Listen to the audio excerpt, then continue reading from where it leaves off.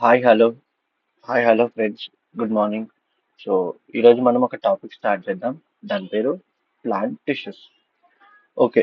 So దీనికంటే ముందు మనం సెల్స్ చాప్టర్ గురించి నేర్చుకుందాం. సెల్ అనేది ఫండమెంటల్ యూనిట్ ఆఫ్ లైఫ్. అదే గ్రూప్ ఆఫ్ సెల్స్ కలిసి టిష్యూ అవుతుంది. సో ఆ టిష్యూస్ ప్లాంట్స్ లో ఎట్లా డిజైన్ అయి ఉంటాయి, ఈచ్ టిష్యూ నేమ్ ఏంటిది, అండ్ అక్కరెన్స్ ఎక్కడ ఉంటాయి, ప్లస్ వాటి యొక్క రోల్, ఫంక్షన్ ఏంటిది అనేది ఈ చాప్టర్ లో ఈ టాపిక్ లో మనం కంప్లీట్ చేద్దాం. సో ఈ టాపిక్ లా ఒక ఈ ఫస్ట్ 10 minutes లోపల just introduction of a tissue ఒక టాపిక్, ఒకటి ఇంట్రడక్షన్ నేర్చుకుందాం. నెక్స్ట్ తర్వాత differences between plant and Animal tissues గురించి ఫోకస్ చేద్దాం. అండ్ థర్డ్ పాయింట్, ఆ ప్లాంట్ టిష్యూస్ లల్లా క్లాసిఫికేషన్ అని ఉంటుంది, అంటే మ్యాప్ ఎట్లుంటది అనే క్లాసిఫికేషన్ పాయింట్ చిన్నగా చూద్దాం. దాని తర్వాత ఒక టిష్యూ గురించి నేర్చుకుందాం, మెరిస్టమాటిక్. మెరిస్టమాటిక్ టిష్యూ అంటే ఏంది, దాని ఫంక్షన్ ఏంది, స్ట్రక్చర్ ఏంది, రోల్ ఏంది అనేది నేర్చుకుందాం. ఈ 4 టాపిక్స్ ఈ విత్ ఇన్ 10 minutes కల్లా ఈజీగా కంప్లీట్ చేద్దాం. Thank you. సో స్టార్ట్ చేద్దామా మరి.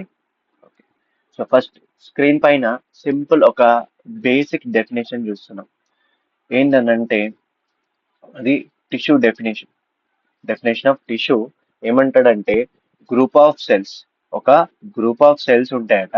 అవి సిమిలర్ ఆర్ డిసిమిలర్, చూడడానికి ఒకేలాగున్నా సరే, డిఫరెంట్ ఉన్నా సరే, కానీ అవన్నీ కలిసి ఒకటే ఫంక్షన్ చేయాలి.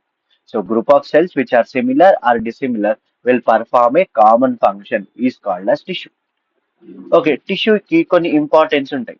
టిష్యూ అంటే ఇంపార్టెన్స్ ఉంటుంది. టిష్యూస్ ఉండడం వల్ల ఒక ఆర్గనిజం కి ఏం బెనిఫిట్ అంటే, ఏ ఆర్గనిజం అయినా, మల్టీసెల్యులర్ ఆర్గనిజం ఏదైనా సరే, బెనిఫిట్, ఫస్ట్ బెనిఫిట్ ఏంటంటే అది brings the division of labour. Brings the division of labour. Second thing is decreases the total work load. అంటే ఒక టిష్యూ పైన పడే, అది ఒక ఇండివిజువల్ సెల్ పైన పడే వర్క్ లోడ్ డిక్రీజ్ అవుతుంది. అండ్ దాట్ ఈస్ ఇక్కడ నుంచి కాంప్లెక్స్ ఆర్గనైజేషన్, అంటే బాడీలో యొక్క కాంప్లెక్సిటీని ఇంక్రీజ్ చేయడానికి, అంటే బాడీలో ప్రాపర్ గా ఆర్గనైజ్ కావడానికి, ఏమైనా ఆర్గన్ సిస్టమ్స్ ప్రాపర్ గా ఆర్గనైజ్డ్ కావడానికి బేసిక్ గా ఎవరు హెల్ప్ చేస్తారంటే టిష్యూ. సో ఆ ఆర్గనైజేషన్ ఎట్లుంటది, ఫస్ట్ సెల్స్ ఉంటాయి. గ్రూప్ ఆఫ్ సెల్స్ ఏమైతాయి, టిష్యూ అవుతుంది. టిష్యూ మళ్ళీ కలిసి ఏమవుతుంది, ఆర్గన్ అవుతుంది. ఆర్గన్ సిస్టమ్ అవుతుంది. దాని తర్వాత ఆర్గనిజం అవుతుంది. అంటే ఒక ఆర్గనిజం ఎట్లా ఫామ్ అయింది అనే దానికి బేసిక్ రీజన్ ఏంది, టిష్యూ. అంటే ఆర్గనిజం పర్ఫామ్ చేయడానికి ఫండమెంటల్ యూనిట్ ఏంది అంటే, డిజైన్ కావడానికి సెల్. ఆ సెల్స్ వల్ల ఆర్గనైజ్డ్ గా అరేంజ్ కావడానికి రీజన్ టిష్యూ నుంచి స్టార్ట్ అయింది. ఇది పాయింట్, ఇంట్రడక్షన్. సో నెక్స్ట్, ఇప్పుడు సెకండ్ టాపిక్ ఏం నేర్చుకున్నాం అంటే, comparative table between the plant and Animal tissues. So plants లోపల, ఏదైతే ప్లాంట్స్ లోపల ఫస్ట్ కంపారిజన్ ఏం చేద్దాము అంటే, అది మొబిలిటీ. మొబిలిటీ అంటే, సో ఎట్లా మొబిలిటీ ఎట్లుంటది ప్లాంట్స్ లోపల అంటే, ఫస్ట్ ఎనిమల్స్ లోపల ఏవైనా టిష్యూస్ ఉన్నాయో అవి హైలీ మొబైల్ ఇన్ నేచర్ ఉంటాయి. అదే ప్లాంట్స్ అయితేనేమో అవి స్టేషనరీ హ్యాబిటేట్ కోసం డిజైన్ అయి ఉన్నాయి.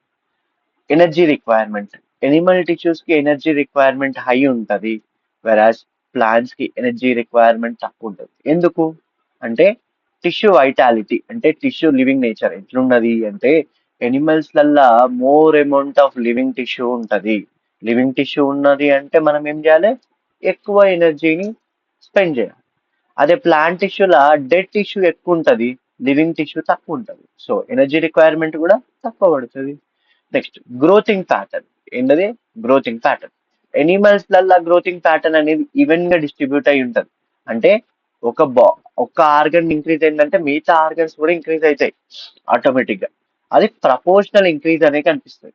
అదే ప్లాంట్స్ లలో అట్లా కాదు. ఒక టిప్ పైన ఇంక్రీజ్ అయింది అని అంటే, అది టిప్సే ఇంక్రీజ్ అవుతుంది. ఎప్పుడు apical part of the plants are aerial parts of the plant అనేది ఇంక్రీజ్ అవుతాయి. సో ఒక కొన, ఏదైతే కొన్ని పార్ట్స్ ఇంక్రీజ్ చూపిస్తాయి.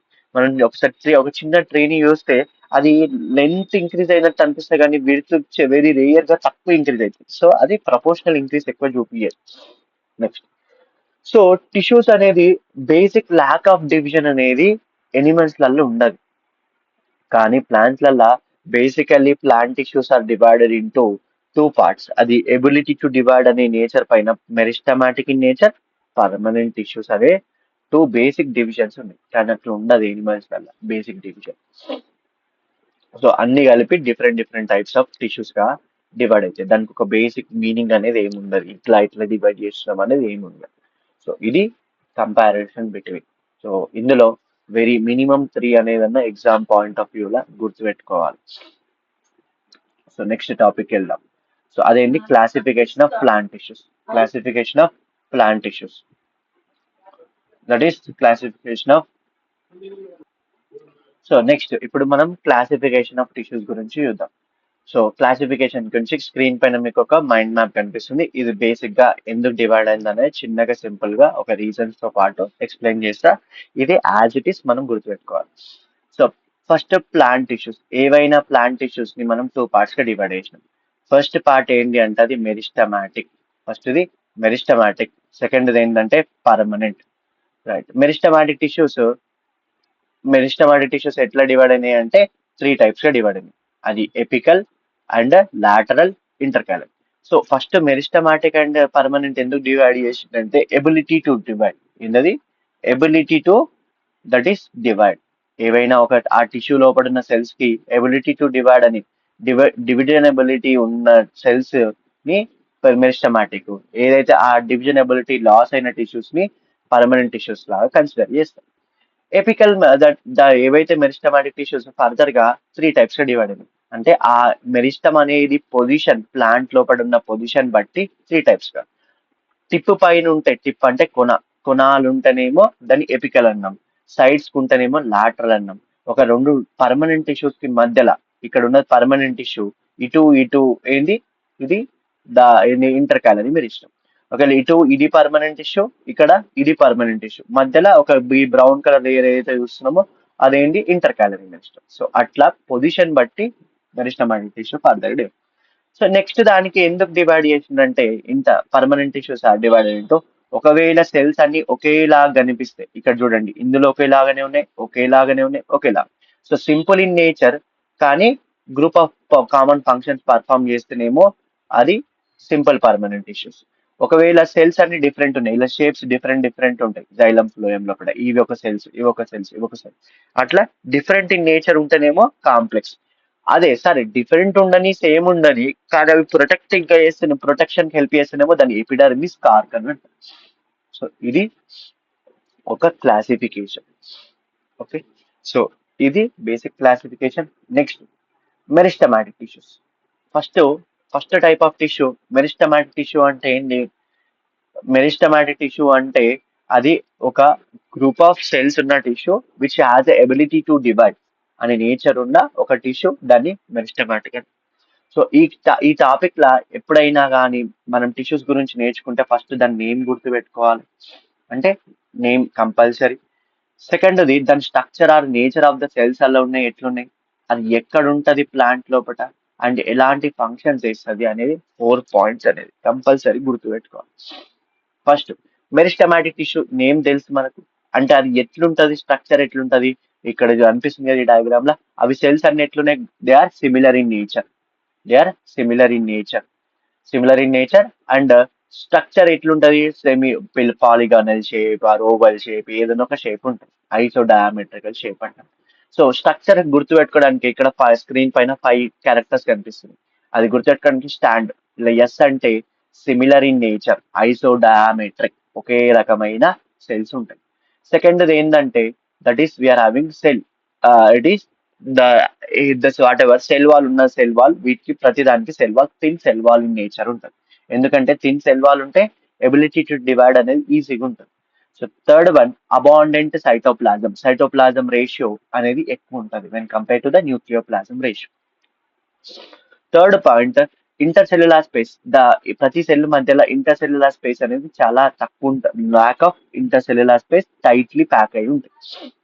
నెక్స్ట్ డీవియోడ్, డి అంటే ఇక్కడ డీవియోడ్ ఆఫ్ వాక్యూల్, డీవియోడ్ అంటే వాక్యూల్ అనేది ఆబ్సెంట్, డీవియోడ్, డివియోడ్ అంటే ఏమో ఆ వాక్యూల్. సో ఇది స్టాండ్ క్యారెక్టర్స్. సో దీనికి ఆపోజిట్ రాస్తే, దీనికి ఏవైతే స్టేట్మెంట్స్ ఆపోజిట్ ఉన్నాయో అవి ఆపోజిట్ రాస్తే పర్మనెంట్ టిష్యూస్ యొక్క క్యారెక్టర్స్ కూడా కంప్లీట్ అయిపోతాయి. నెక్స్ట్ ఐ హోప్ ఇప్పుడు మనం ఏంది ఈ టిష్యూ యొక్క నేమ్ నేర్చుకున్నాం, క్యారెక్టర్స్ నేర్చుకున్నాం. అక్కరెన్స్ ఎక్కడెక్కడ ఉంటాయి, ఇది apical part of the plant ఉంటుంది, apical part of the plant ఉంటుంది. నెక్స్ట్ ఇంటర్ క్యాలరీ అంటేనేమో ఇన్ బిట్వీన్ ద మెరిస్టమ్స్ లలో ఉంటుంది. నెక్స్ట్ సైడ్స్ కంటేనేమో లాటరల్ మెరిస్టమ్ అని అంటాం. ఓకే, ఇప్పుడు లొకేషన్ కూడా తెలిసి ఫంక్షన్స్. ఇది ఫస్ట్ది ఎట్లాంటి ఫంక్షన్స్ చేస్తుంది, రైట్?